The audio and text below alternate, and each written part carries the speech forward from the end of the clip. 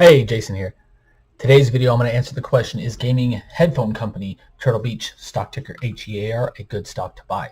This is a stock analysis for Ocean, who requested this on YouTube. Before I get to that though, I need to let you know you can get this video as a podcast anywhere in the world for free on our major podcasting platforms: Stitcher, Anchor, SoundCloud, Spotify, iTunes, and more. You can get this as part of the I Love Value Investing podcast anywhere in the world for free. If you like this video here on YouTube and our other videos, make sure to subscribe and hit the notification bell so you're notified every time we release a new video. We're releasing new videos all the time. Okay, again, if you see my other videos, I apologize for this. I don't want to do this. I have to do this because every time I don't, I get nasty comments. This is for informational purposes only. I do not short sell ever. Meaning, if I talk negatively about a stock, I don't benefit from it. If I talk positively a stock, I also don't own any stock in any company I talk about in a long position, so I don't benefit from that either. This is for your informational purpose only, to help you figure out how to better and faster evaluate stocks.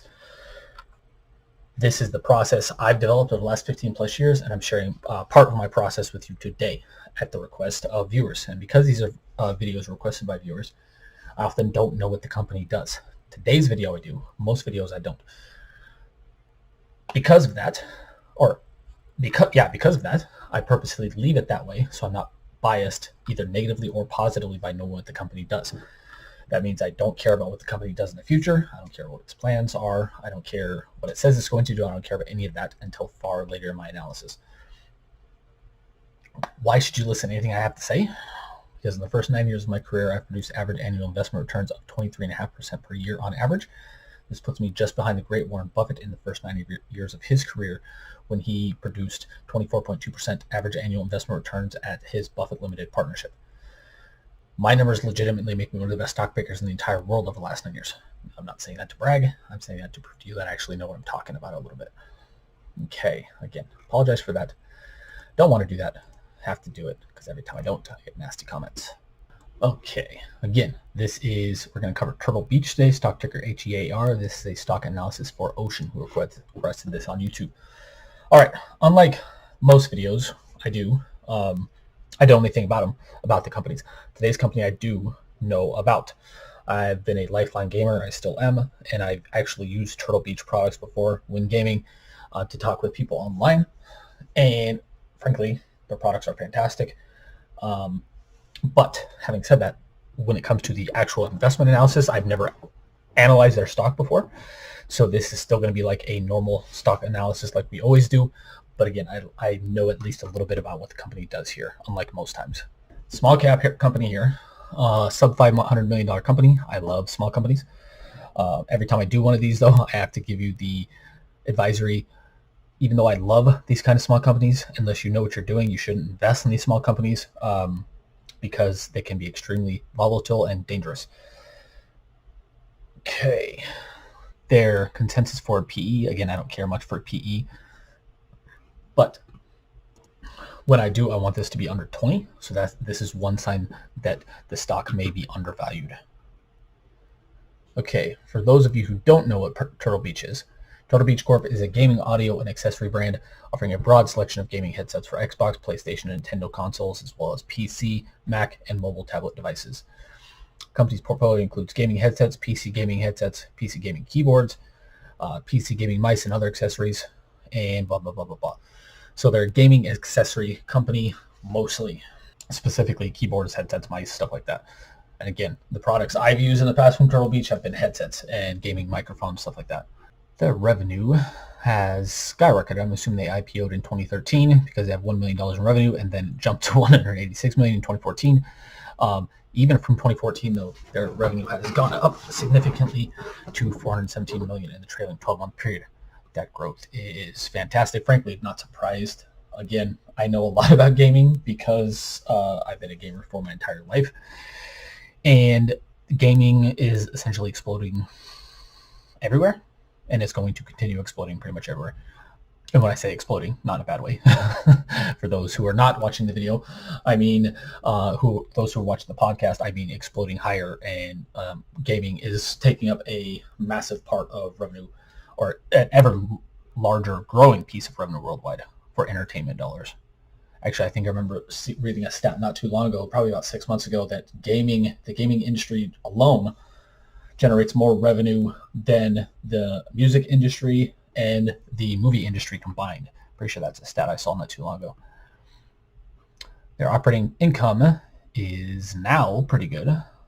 It was negative for the first 5 years of the decade, 1, 2, 3, 4, 6 years of the decade. That turned positive in 2017. And last year, or in the trailing 12-month period, their revenue, or their operating income, is 13.7%. I look for anything about 10% on a consistent basis. They do not meet that threshold, even though they surpass that threshold now. They've only done that twice in the last 5 years, actually twice in the last decade, according to the numbers. Their share count has gone up. There has been some share dilution. They had 1 million shares outstanding in 2011. Again, I'm not sure why there's partial data before 2014 and then full data after 2014. I'm not sure if they IPO'd in 2013 and they just have kind of partial data before that. So let's go from 2014. Their share count's gone up from 10 million in 2014 to 18 million in the trailing 12-month period. That is okay. Usually in these videos I talk about how share dilution is bad, and pretty much it always is. And actually in this case it's not great either. What is that? 2013, March 2013.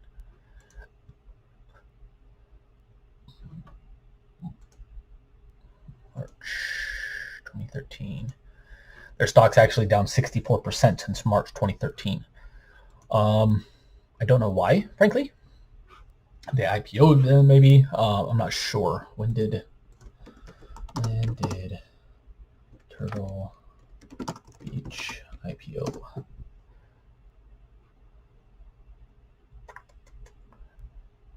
Turtle Beach IPO.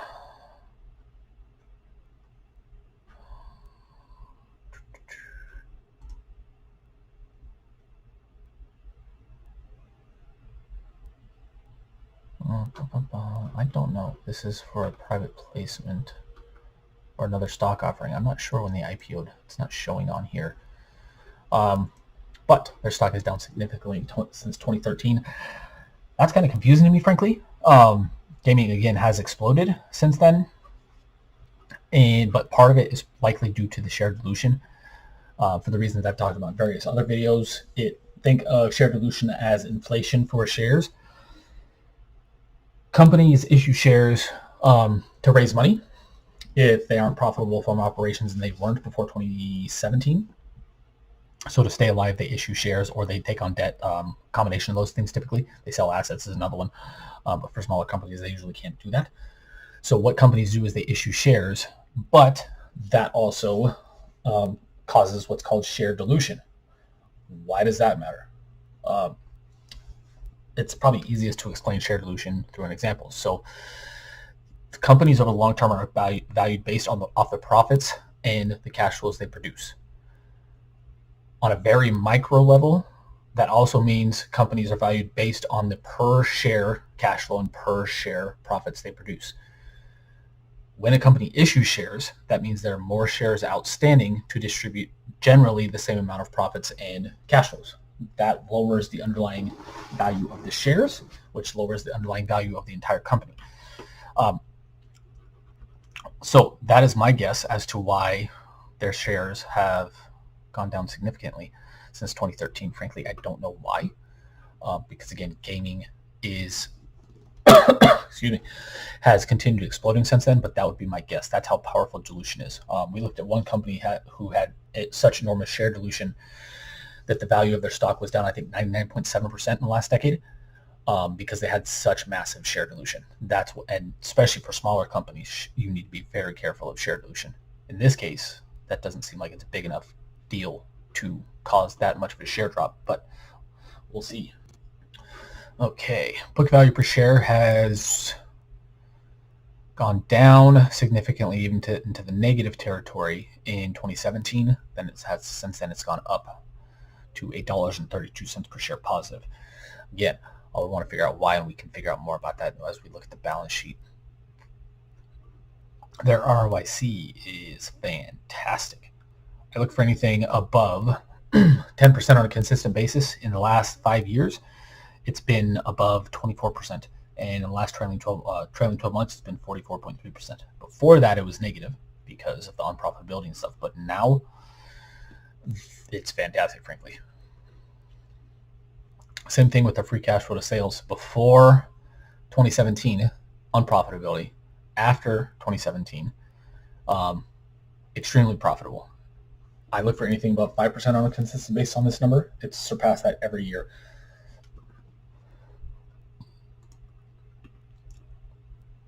Okay, decent chunk of their balance sheet is made up of cash. That's pretty good.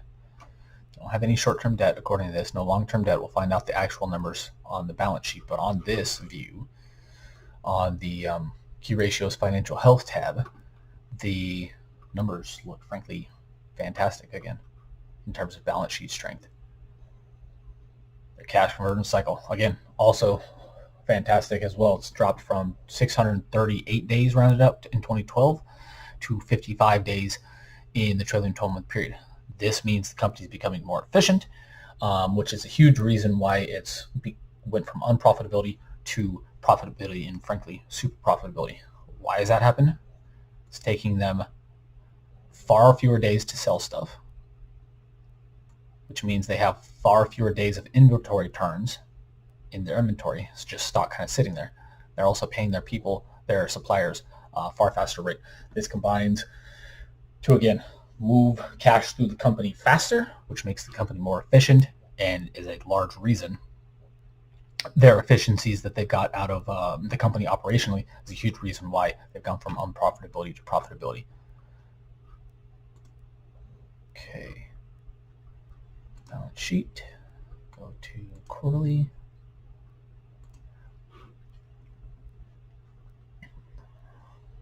And I don't know why it does that. It takes me all the way to the bottom. Okay, so they have $56.2 million in cash equivalent, short-term investments.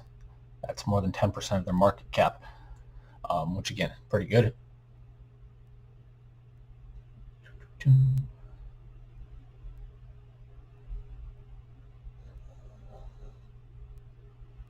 Do have some goodwill, but it's not a huge amount, so I'm not going to talk about that here like I've talked about in many other videos.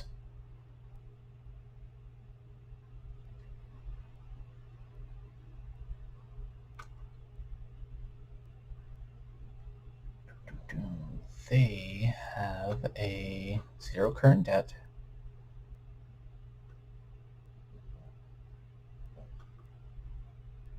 Zero long-term debt. They have an incredibly clean balance sheet, which is frankly fantastic. That safe balance sheet and balance sheet strength means more margin of safety, which means lowers risk and could increase the amount you should expect to earn owning the company. However, we haven't got to valuation yet, which is where most companies, especially right now, go to die because valuations are absurd right now. However, I can tell right now that at least on a relative basis, Turtle Beach is undervalued. Again, I don't care much for PE, price to cash flow forward PE, but when I do, I want these numbers to be under 20. PE is 10.8 rounded up. Price to cash flow is 16. Forward PE is 15.5 rounded up. And those, again, fall under 20. The most important number down here is enterprise value to EBIT. I look for anything below 8 on this metric to consider a company undervalued, and this is at 7.45, so this is under 8. So this company on a relative basis looks undervalued. So with the kind of unbalanced, the 420 unbalanced key ratios, what I mean by that is before 2017 they were unprofitable. Since 2018 they've been profitable. So it's a short time horizon. Combined with the company being undervalued and the company's profits now being frankly fantastic, what would I do with this company? I frankly am going to look at this further in more videos. It's going to go, this is stage 1 of my analysis we just went through. Stage 2 is the actual worksheet, which you guys have started seeing now with WidePoint and I think it's Lope, and what was the other one? Ternium video is coming up as well, where we see stage 2 of the analysis, the full preliminary analysis.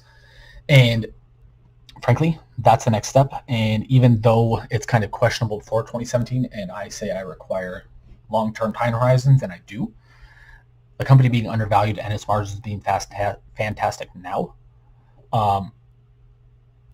means I need to do further research into the company. So we're going to do another video on Turtle Beach, and I will show you what that means in terms of will we continue going like an analysis like we are doing with WidePoint still, or will this company go to die and we'll find something on the second stage of analysis that we don't like.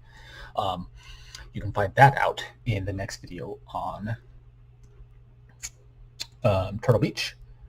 But until then, if I miss something, oops, what's happening?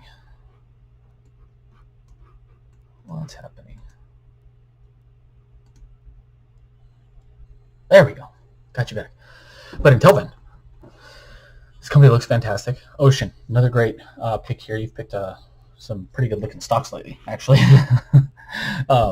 So thank you, as always, for the recommendation. If I missed something, if I should have explained something better, if I didn't explain something well enough, let me know in the comments below. If you want me to look at a stock like this anywhere in the world for you, I will do so. Every video for the last 4 or 5 months, and every video for at least the next month and a half is requested by viewers. If you want me to look at a stock for you anywhere in the world, let me know in the comments below. If it meets 3 criteria, if it's not a bank, because I don't evaluate banks, if it's not an insurance company, because you actually have to dig into the 10Ks to evaluate insurance companies, and if it's producing revenue. Why does it have to be producing revenue? Because I did some videos a while back that were requested by viewers and they weren't producing revenue. And again, at this stage of my analysis, I don't care what the company says it's going to do. I don't care about its future. It has to be producing numbers now. If it's not, the analysis is frankly boring and useless because I can't analyze anything. If it meets those 3 criteria though, let me know in the comments below if you want me to look at a stock. I am giving preference to Masterclass students now since that's relaunched, but I don't see anything on my calendar from Masterclass students. So if you want me to look at a stock anywhere in the world for free and it meets those criteria, let me know. If you're listening on YouTube, first off, thanks so much, and make sure to like, love, share, subscribe, comment, all that good stuff. And if you do subscribe, make sure to hit the notification bell so you're notified every time I release a new video and releasing videos all the time. If you're listening on the podcast, again, thanks so much. Really appreciate that same stuff. But on the podcast, we would also really appreciate a review, because the more reviews, views, listens we get to our content, the more people we can help. If you're looking for more specific help on how to become a better investor faster, make sure to check out our free resources below, including our 5 free gifts, which includes the preliminary analysis checklist that I was talking about, the worksheet that I was talking about a little bit ago. You can get that for free, so you can do these kind of analysis yourself.